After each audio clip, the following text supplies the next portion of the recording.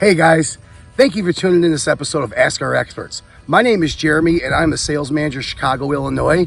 There's a few things I'd like to show you that are probably stressing out your lawn this season, so sit back, relax, and I hope you enjoy this video.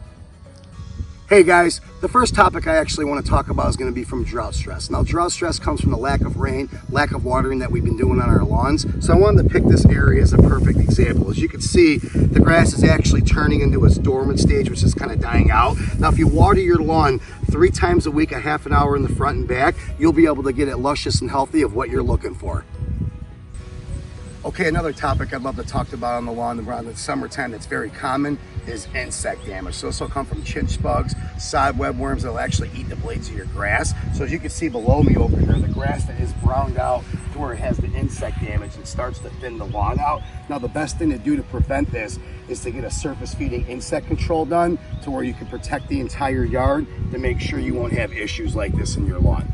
Okay, another thing that I'd like to talk about late that happens in the summer is called summer patch. Now, as you can see down here at the lawn, how it's starting to struggle in the areas of browning out. What happens is that the soil becomes very compacted around this time of year. So the best thing to do besides watering is in the fall is do an aeration overseed. It will help free up the root zone to where it gets water and nutrients down to thicken up the lawn for you.